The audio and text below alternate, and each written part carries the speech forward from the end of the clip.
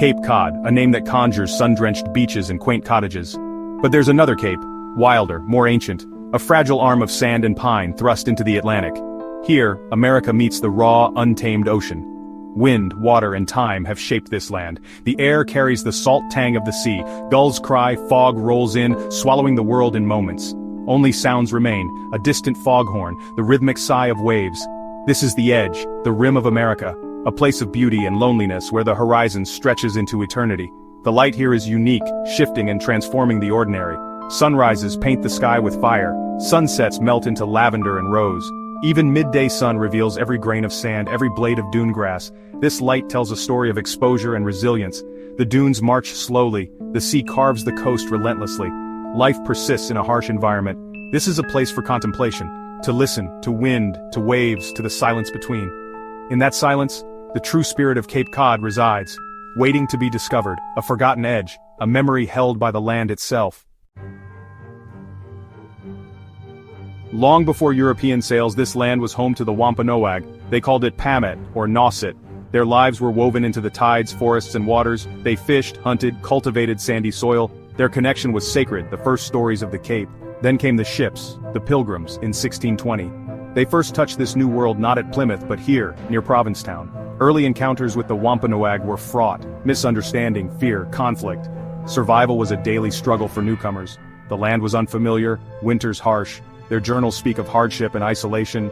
These first meetings set a course for the future, both hope and tragedy. The Wampanoag shared knowledge, planting corn, finding shellfish, surviving the land. This help was crucial, but disease and displacement loomed. Early settlements were fragile outposts clinging to the edge of wilderness. Life was a negotiation with elements, with native inhabitants, with existence itself. These were humble, uncertain beginnings. Quiet courage in extraordinary circumstances. Their struggles are embedded in the soil and air of Cape Cod, a silent testament to endurance. The waters off Cape Cod, the graveyard of the Atlantic, hidden shoals, powerful currents, sudden storms, thousands of vessels lost, their stories swallowed by the waves. Each shipwreck, tragedy, loss of life and livelihood. Cape Cod fishermen faced a perilous sea, fortitude and resilience defined them. Small boats ventured into the vast Atlantic seeking cod, haddock, mackerel. The work was grueling, the sea both bountiful and cruel. Many families knew the heartache of a fisherman lost at sea. To combat danger, lighthouses rose, sentinels piercing the darkness. Highland Light, Nauset Light, Race Point Light, legendary names. Keepers lived in isolation, their vigilance saving countless souls. Yet even the brightest beams couldn't always conquer fog or storm. The ocean often had the final say. Shipwrecks became Cape folklore, tales of heroism, survival, and ghosts. The sands still yield relics, weathered wood, rusted coins, fragments of vessels. The coastline itself is a monument, a testament to the enduring struggle between humanity and the relentless sea. Over time, Cape Cod drew a new kind of settler. Not those seeking to tame the land, but those seeking solitude, inspiration, refuge. Artists, writers, thinkers, rebels, drawn by the Cape's wild beauty and freedom. Here one could shed society's expectations and simply be. Thoreau walked these shores, chronicling stark landscapes and independent people. Provincetown became a bohemian enclave. Eugene O'Neill staged dramas on a wharf. Artists like Hawthorne and Hopper captured the Cape's unique light and austere beauty. Outsiders found kinship here, a place where eccentricity was celebrated. The isolation that once meant hardship became an attraction. The wind-scoured landscapes mirrored a desire for authenticity. The legacy of these outsiders endures in galleries, books, and the Cape's cultural life. They saw beyond the picturesque, understanding the deeper currents, melancholy, resilience, sense of place.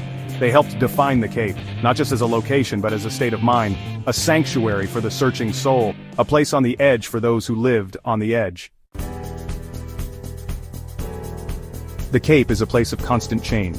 The land is ephemeral. Ocean gnaws at the coast, cliffs crumble, beaches narrow, islands vanish beneath the waves. This physical erosion mirrors the fading of the Cape's cultural landscape. Stories and traditions wear away with time and new pressures. Old ways disappear, fishing fleets shrink, dialects fade. Tight-knit communities change as the Cape grows more popular and developed. The unique character risks being replaced by something generic. Forgotten stories lie buried like artifacts in the sand. Tales of the Wampanoag, lighthouse keepers' families, ordinary struggles, often overshadowed or lost. Each untold story is a loss, a piece of the Cape's soul slipping away. Old houses are modernized or torn down, wild spaces shrink. The essence of the forgotten edge is threatened by the very forces that seek it. The The Cape balances preservation and progress, remembering and forgetting, a struggle it faces every day. Yet despite erosion and change, Cape Cod's spirit endures. It whispers on the wind, in the waves, in the cry of the gull, a haunting presence for those who listen and look beyond the crowds. This spirit is resilient, living in stories passed down, in the work of historians and preservationists. It survives in art inspired by timeless landscapes and unique light. The spirit refuses to be extinguished, finding new voices and forms. Though the physical Cape may surrender to the sea, its impression is indelible. It shapes those who truly see it, instilling connection to nature and history. This is its gift: perspective, a touch of melancholy, and deep affection for this fragile edge. Cape Cod remains a place of mystery and memory. Its essence isn't found in guidebooks but in quiet contemplation. A sunset, sand between your toes, imagined voices of the past. It asks us to remember, to cherish what is fleeting, and to listen for echoes of what's been lost. The forgotten edge still whispers its secrets to those who seek them.